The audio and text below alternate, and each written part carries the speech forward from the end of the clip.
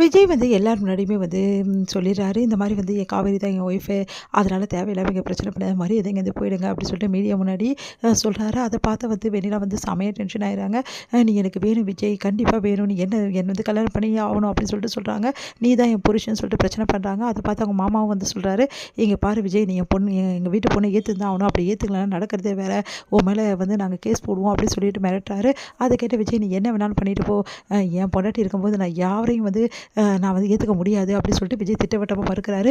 இதனால் செமையாக டென்ஷன் ஆகி அவங்க போகிறாங்க. அடுத்து வந்து அவங்க வந்து என்ன பண்ணுறதுன்னு தெரியாமல் தவிக்கிறாங்க.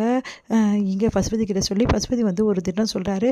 நீங்கள் கவலைப்படாதீங்க, ஒரு செம்ம வந்து பிளான் போட்டிருக்கேன், அதன்படி நான் காய் நகர்த்தினா கண்டிப்பாக விஜய் வந்து வெண்ணை கழுத்தில் தாலி கட்டி ஆகணும் அப்படின்றாரு.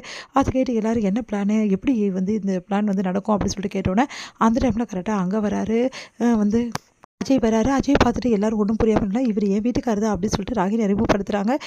எனக்கு தான் தெரியுமே விஜயோட தம்பி அப்படின்னு சொல்லிட்டு வெண்ணிலாவும் சொல்கிறாங்க. எப்படி இருக்கீங்க அண்ணி அப்படின்னு சந்தோஷம் தாங்க முடியல வெண்ணிலாவுக்கு.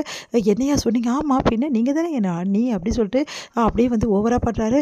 அதே மாதிரி அந்த டைமில் வந்து அவரோட அப்பாவும் வந்துடுறாரு, அஜயோட அப்பா வந்துடும். அவரை பார்த்து சமயம் இல்லை டென்ஷன் ஆகிறாங்க. அவங்க மாமாவும் சண்டைக்கு போகிறாங்க. இங்கே பாருமா, நான் வந்து இந்த மாதிரி ரொம்ப பெரிய தப்பு பண்ணிட்டேன், நீ தான் இந்த வீட்டுக்கு பொண்ணு, ஏற்ற பொண்ணு, வந்து என்னோட விஜய்க்கு ஏற்ற பொண்ணு அப்படின்னு சொல்லிட்டு நான் யோசிக்காம விட்டுட்டேன், என் மேலே தான் தப்பு, செஞ்ச தப்பாலும் அப்பா அம்மா நீ இழந்து நிற்கிறேன், இதுக்கு நானும் ஒரு காரணமாயிட்டேன், நீ கவலைப்படாதமா, விஜய் கூட நான் உன்னை சேர்த்து வைக்கிறேம்மா அப்படின்னு சொல்லிட்டு அவர் சொன்னவரும் சந்தோஷம் அடைகிறாங்க வெண்ணிலா. சரிங்க மாமா விட்டுருங்க, இவரை ஏதோ தெரியாமல் தப்பு பண்ணிட்டேன்றாரு, அதை விஜய் கூட என்னை சேர்த்து வைக்கிறேன்னு சொல்கிறாருல அப்படின்னோடனே சரின்னு சொல்லிட்டு அவங்க மாமாவும் வந்து சமாதானம் ஆகிறாங்க. எல்லோரும் சேர்ந்து ஒரு பிளான் போடுறாங்க. வெண்ணிலாக்கும் விஜய்க்கும் வந்து முதல்ல வந்து கல்யாணம் பண்ணிடணும்.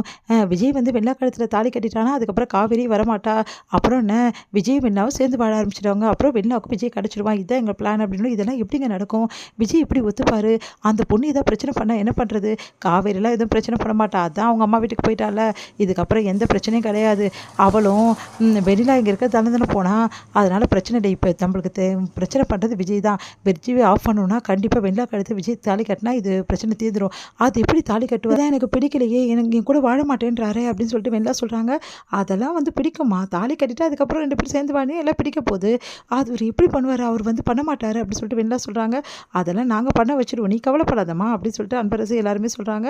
அதை கேட்டு வெண்ணிலாவும் சரின்றாங்க. சரி எப்படி விஜயை வந்து வர வைக்கிறது அப்படின்னா, வர வைக்கிறதுக்கு என்கிட்ட ஒரு சரியான பிளான் இருக்குது, இங்கே பாருமா, விஜயை எப்படியாவது நாங்கள் வந்து வர வச்சுருவோம் கோயிலுக்கு, அப்புறம் கோயிலில் வந்து விஜய் வந்து உன் கழுத்தை தாலி கட்ட வேண்டியது உன்னோட கையில் தான் இருக்குது, நான் என்ன பண்ணுவேன், வேறு எப்படியாவது அழுது புலம்பி நான் உயிரோடு இருக்க மாட்டேன்னு சொல்லி எப்படியாவது வந்து தாலியை வந்து கழுத்தில் வாங்கிட்டு புரியுதா அப்படின்னு சொல்லி சொன்னோன்னே, நான் அதெல்லாம் பார்த்துக்கிறேன், எப்படி விஜயை வழி கொண்டு வரணும்னு எனக்கு நல்லா தெரியும், நம்ம எவ்வளோ மிரட்டி பார்த்தோம் விஜய் கேட்க மாட்டேங்கிறாரு, ஆனால் எப்படியாவது வந்து வெண்ணா வச்சு தான் விஜயை வந்து ஒரு வழி பண்ணணும் அப்படின்னு சொல்லிட்டு எல்லாரும் சேர்ந்து முடிவு பண்ணுறாங்க.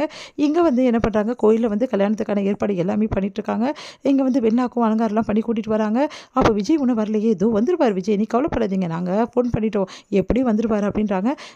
சரிப்பா, விஜய்க்கும் வெண்ணாக்கும் நடக்கிற கல்யாணத்தை கண்டிப்பாக காவேரி தெரிஞ்சுவிடும்ப்பா அப்படின்னோடனே, அதெல்லாம் வேணாமா, அவள் கல்யாணத்தை வந்து நிறுத்திருப்பா, அதெல்லாம் நிறுத்த முடியாதுப்பா, காவேரிக்கு இங்கே பாருங்கள் எப்படி பண்ண போகிற, காவேரி இந்த கல்யாணத்தை பார்த்து வாழ்க்கை ஃபுல்லாக வந்து கஷ்டப்படணும்ப்பா, அது அவள் கண்ணால் பார்த்தா தான்ப்பா எனக்கு சந்தோஷம் அப்படின்னு சொல்லிட்டு என்ன பண்ணுறா, காவேரிக்கு கால் பண்ணி இந்த மாதிரி விஜய்க்கும் வெண்ணிலாக்கும் கோயிலில் கல்யாணம் அப்படின்னு சொல்லிட்டு சொல்கிறாங்க. அதை கேட்டு வந்து அதிர்ச்சி அடைகிறாங்க. காவேரி நீ என்ன சொல்கிறேன்னு, நீ வேணால் நேரில் வந்து பார்த்துக்கோ, நம்மளனா நான் உண்மையாக தான் சொல்கிறேன், விஜய்க்கும் வெண்ணிலாக்கும் கோயிலில் கல்யாணம், உன்னால் இதுக்கப்புறம் விஜய் கூட சேரவே முடியாது, அந்த கண்கொள்ளா காட்சியை கண்குளிர் வந்து பார்த்துட்டு போ காவேரி, நீ வரதுக்கு முன்னாடி கல்யாணம் நடந்தாலும் நடந்துடும் அப்படின்னு சொல்லிட்டு ஃபோனை வச்சுறாங்க. கலரி அடிச்சுட்டு கோயிலுக்கு வராங்க. இங்கே விஜய் வந்து கோயிலில் இவங்களெல்லாம் பார்த்துட்டு அதிர்ச்சி அடைகிறாரு.